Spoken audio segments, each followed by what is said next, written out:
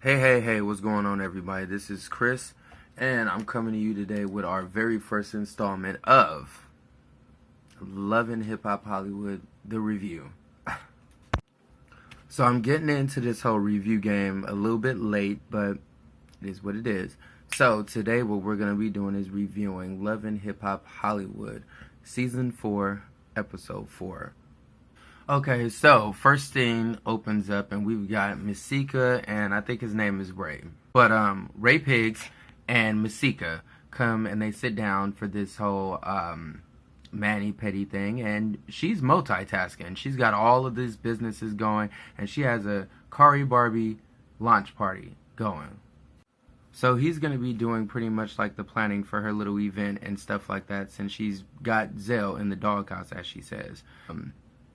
They start talking about, who's invited, who's not invited. Pretty much everybody's invited with the exception of Hazel Lee. But while they're having this conversation, when it's brought up about whether or not Tierra should come, he said that Tierra showed up looking a hot-ass mess, that she wasn't dressed, her makeup wasn't done, and she smelled like vodka. Listen, I don't know what the deal is with, like, the gay people that they bring on to, like, these shows, but it's absolutely fucking ridiculous, like, how all they do is be messy and shady as fuck, and really for no fucking reason. So, I'm not really feeling Piggly Ray. Now, when we get to talking about whether or not Zell's going to be invited to this little function and stuff like that, he also needs to go back and give a report, and by he needs to go back, we're talking about Piggly Ray. He's talking about, we met before, and I don't really know him like that, but he seems to have a problem with me, and he don't like me. He was sweaty, he had a Hennessy, but I'm like, what? So fucking what, bitch? Shut your damn mouth. You just got on, and you already stirring the fucking pot and introducing all of this nonsense. I don't know why the gay people love to get on reality TV just to be like this type of ignorant, but whatever. And I don't know, you guys could tell me if it's just me, but it seemed to me like Ray was kind of like pushing for Zell to be at this little thing. I'm guessing so there could be some kind of a scene, because you know how the fuck they do on these shows. Everybody's always got at some kind of angle, somebody that they want to get at or somebody they want to have a problem with. So I don't know, but it seemed to me as though like Ray was really pushing for Zell to be at this fucking event. For what? For what? Ignorant.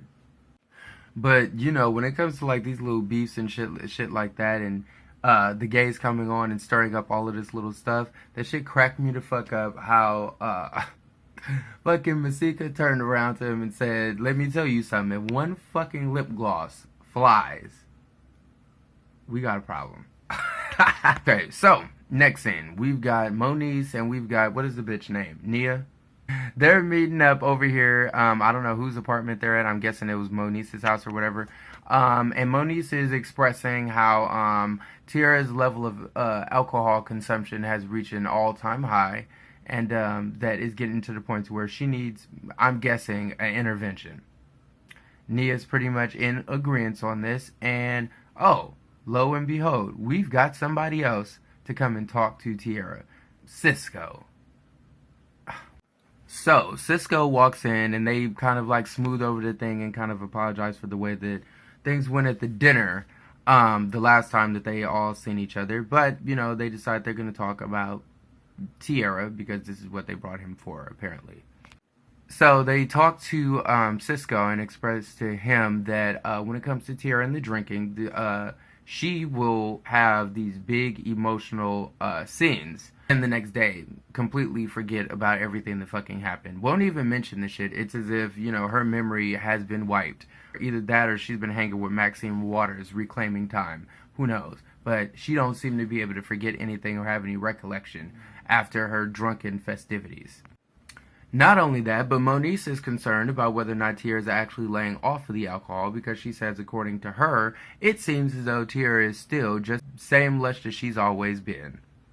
So Cisco, after hearing, all of these stories and things like that, he's thinking, oh, okay, so you guys are saying that she has some kind of a drinking problem, right? Moniece is like, no. Let's be clear. she's an alcoholic. Now, granted, they're saying that she needs rehab, but I don't know if I'm buying this. I don't know if y'all are buying this, but for me, I'm kind of like, why? Why are they pushing this whole Tiara's an alcoholic thing, like this? I don't know. Like, I'm not buying that her drinking is that bad, and two, like, I kind of like Tiara, bitch. They playing you. They are playing the fuck out of you on the show. Yeah, like Roxanne says, Mona, bitch. Now, this is where it actually gets interesting, though, is that in the discussion, Moniece is saying that Tiara needs rehab, and she's asking Cisco, would he be willing to support her through the rehab? Cisco says, yeah, stuff like that. Moniece says, do you love her? And he says, I got love for her, but this hasn't been going on very long. But I'm a little confused because didn't Tiara say something along the lines of, when I seen you in New York, you made me fall in love with you? See, this is the kind of shit that fucks with me with Cisco. He's so goddamn emotional and so needy and so fucking clingy and so extra, but you go say you got love for her. Now, for me personally, I don't know how anybody else would feel about this, but I find it incredibly strange that all of y'all are on these damn shows, and this is the first time that you heard that this bitch likes to get really fucking drunk and that she has issues with fucking alcohol. Really?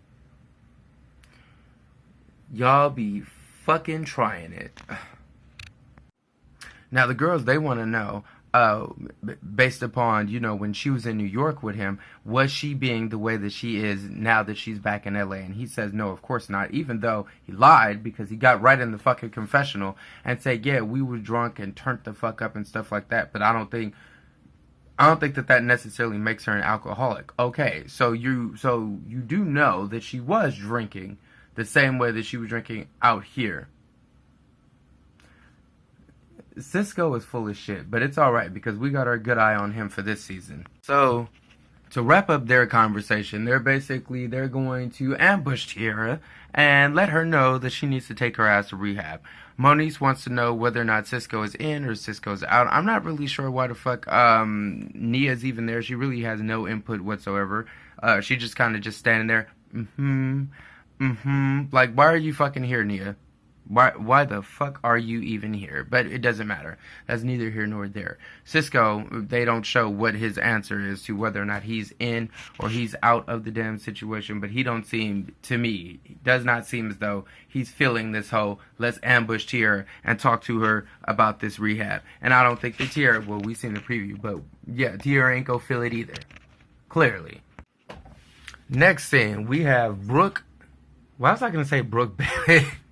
We got Brooke and we got Booby moving up. Yeah, Marcus, he did a good job and everything by checking his paralegal hoe, but still, I don't know how I'm feeling about this situation. So I need to go and I need to meet with somebody that I know I can trust. Bitch, when I tell you this shit is like so blatantly apparent that there's something with Booby and fucking Brooke, and the fact that they played off like some kind of a friendship, I don't get it. But yes, moving right along. So yeah, Brooke, she downloads Booby on the whole situation with Marcus and his paralegal hoe. Booby goes right into Playboy mode. Yeah, why you got that look in your eyes? I don't like how you looking. Oh, you know, I found out that Marcus is running around here with a paralegal. She running around telling everybody that that's her man. Brooke, bitch, who is she running around telling? She mentioned this to a bunch of people who asked her, was she fucking dating? Like, Brooke, stop acting like you to talk of the fucking town. Fucking ridiculous. But then she says, oh, Marcus, he can learn a thing or two from Booby because he's giving me all kinds of butterflies that I ain't felt in a long time. I'm like, if you don't just go on ahead and suck this man's dick and just get on with it. Get on with it, Brooke. So, Booby decides he wants to show Brooke a song that he's been working on. And she's like, oh, you want to show me a song? Oh, you stopped working just for me? Okay, let's hear it. Cause I got voices in my head, I'm trying to separate. So think what you want. Yeah.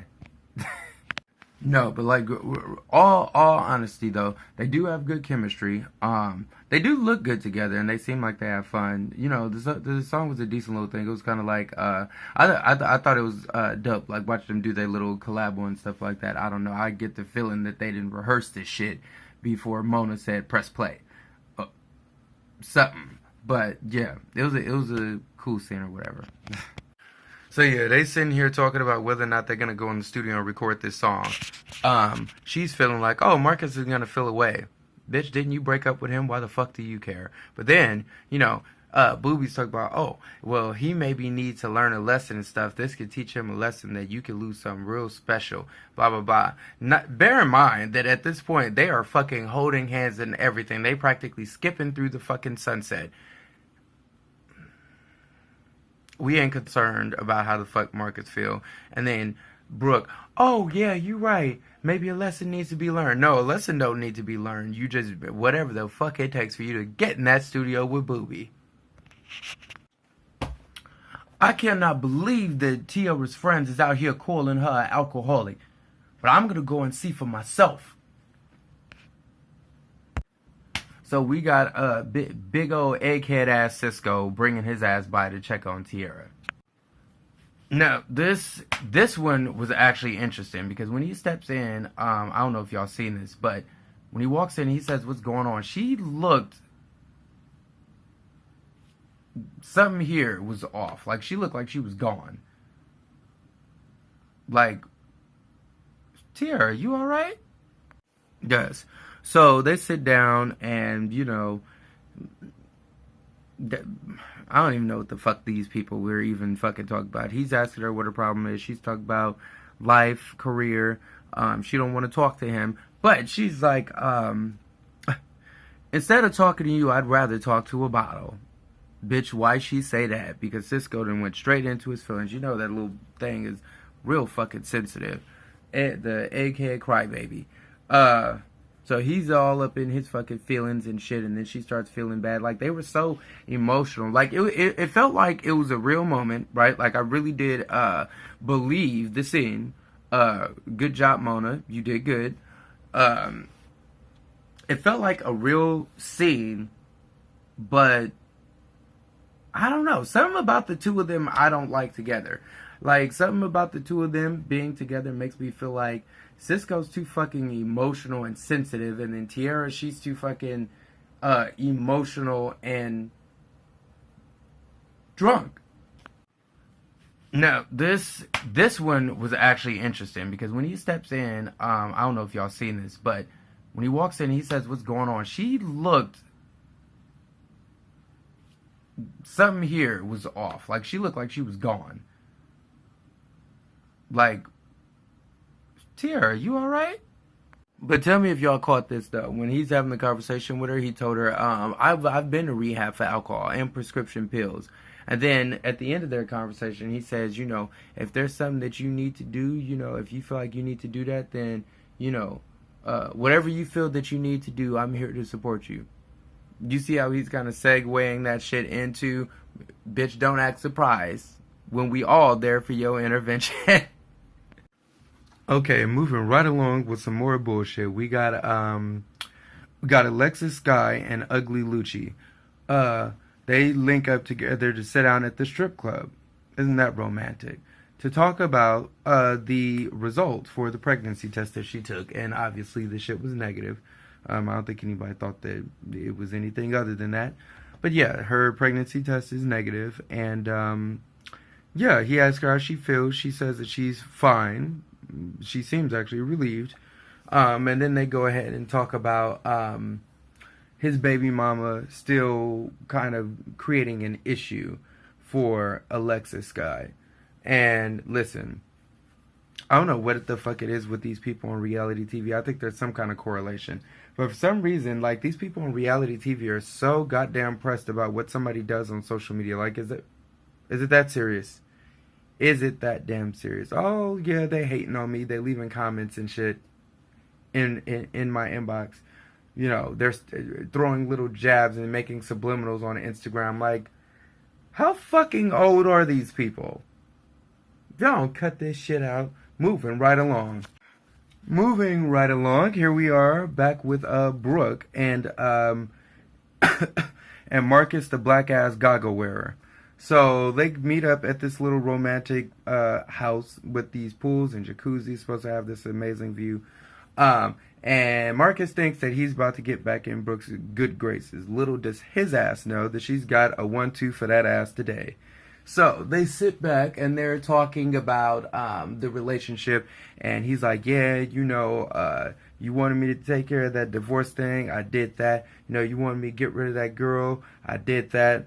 And I'm looking like, Marcus, do you really think that you about to get a fucking pass on some shit that you got forced into fucking doing in the first place, and then the other one you lied about? The fuck is wrong with these people? Fuck is wrong with them?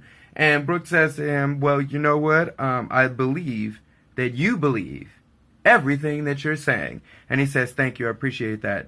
Bitch, that was an insult. What is wrong with you, Marcus? His brain ain't there. His brain is not fucking there. So she tells him, listen, I want to hear all your bullshit and your nice little speech. If I had some panties on, you would be the last person I would take them off for. So she go ahead, you know, she lets him know that she's going down to the studio so she could record with Booby, the love of her life. And he says, oh, Boo Boo, huh? Yeah, I heard about Boo Boo and the non-existent career and stuff, and she's gonna go in the studio and work with him. He's all in his feelings, and she's up here.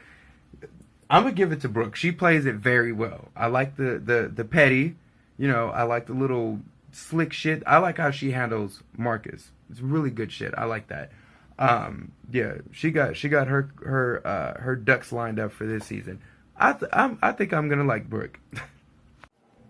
All right, so we got your boy Marcus, black ass goggle wearers. He's meeting up with Diamonds and Pearls. Shout out to Roxanne. And they out here with solo ugly Lucci, and they all sit down so that he can download them for what just happened with Brooke, right?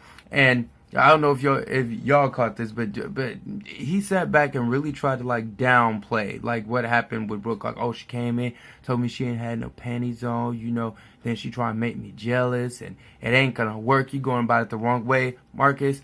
Stop it, because bitch, you was fucking pressed after that. You know damn well you were jealous of Booby, because you could tell the little digs that he take, you know, career. Non-existent career, music nobody's gonna ever hear. Oh, Boo Boo. You are so fucking pressed. Brooke is fucking playing you. Then, while they get into this, Diamonds and Pearls turns around and he's saying that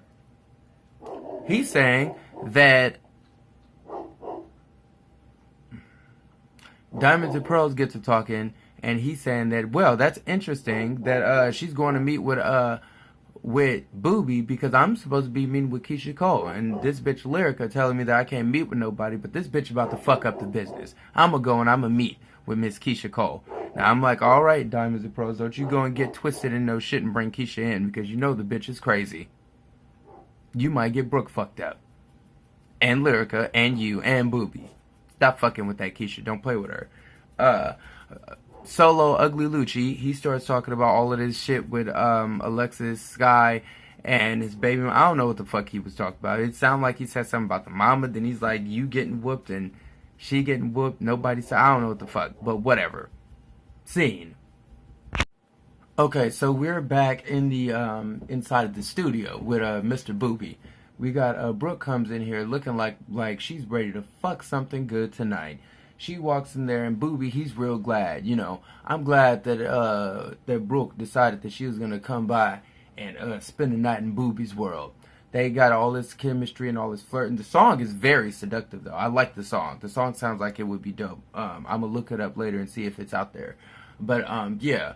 And Brooke, she's saying that out of respect for Keisha, she's been maintaining being just a friend to Booby. However, she's finding it very hard to keep him in the friend zone.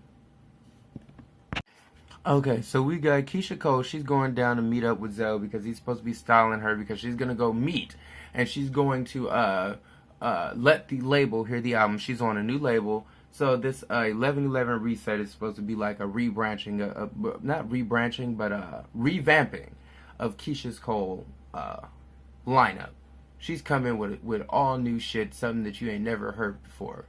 Okay, so she meets up with Zell and tells him, you know, what she's trying to do. He shows her a couple of little pieces and stuff like that, and then Zell goes to download Keisha Cole and all the bullshit that's been going on. Now I'm sitting here, I'm looking like, Keisha, don't you get involved, Keisha, with this bullshit. You stay where you are.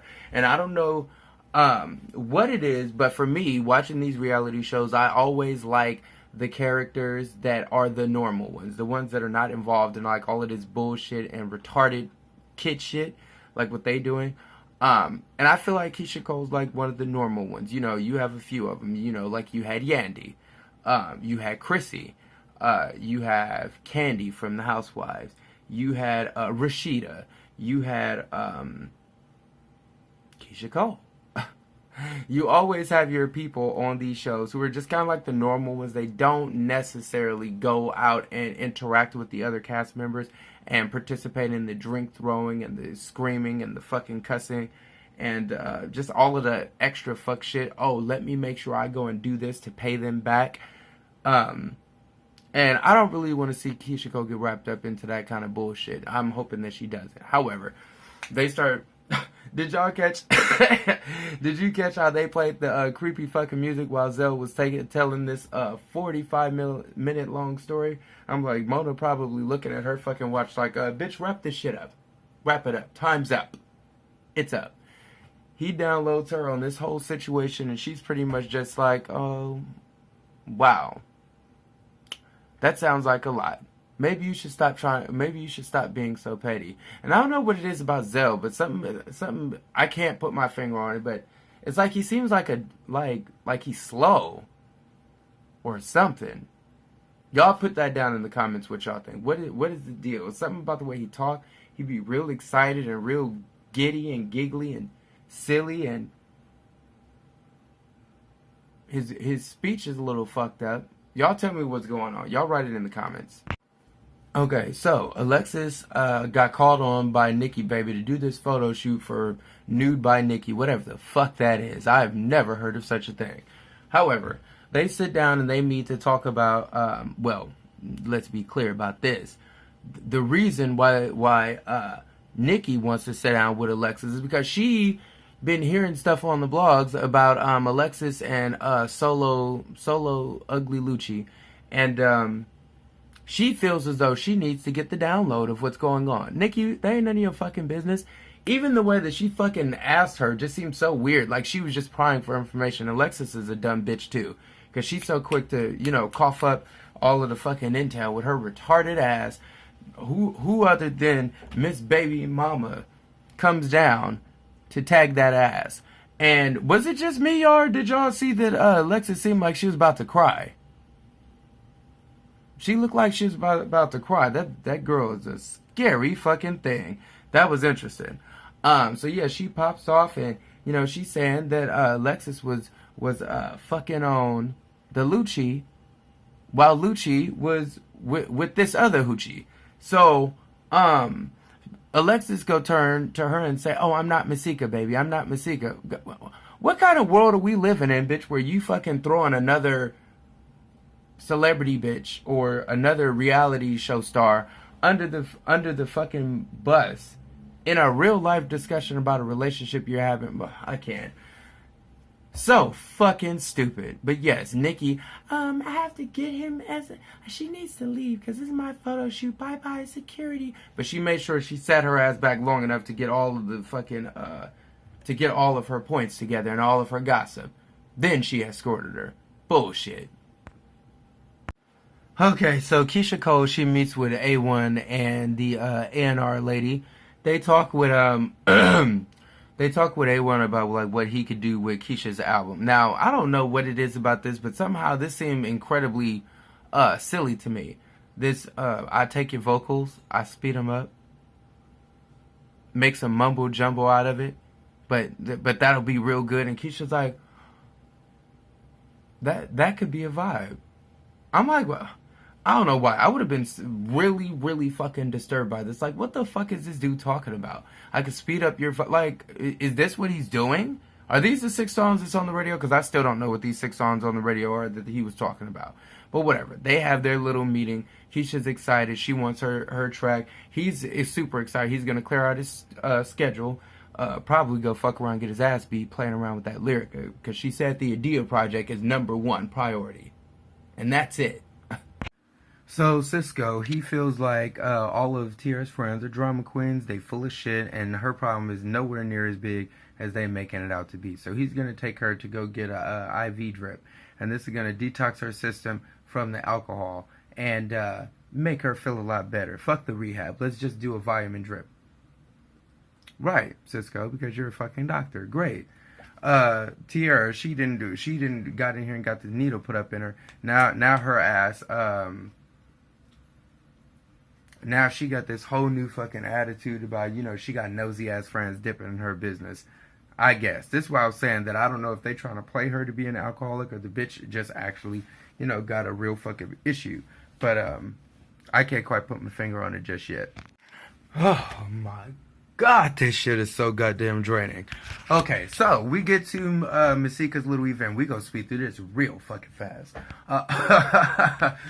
We get to this little event that Masika's doing for her little, I guess it's her lip gloss line, whatever. They get there, and the first thing she does is, oh my God, why am I so fucked up right now? Okay, first thing she does is walk over and grab Moniz and tell Zell, no, you stand back. I'm taking my real friend. I only have hugs and kisses for my real friend. He kind of feels some type of way, but he kind of lets the shit go.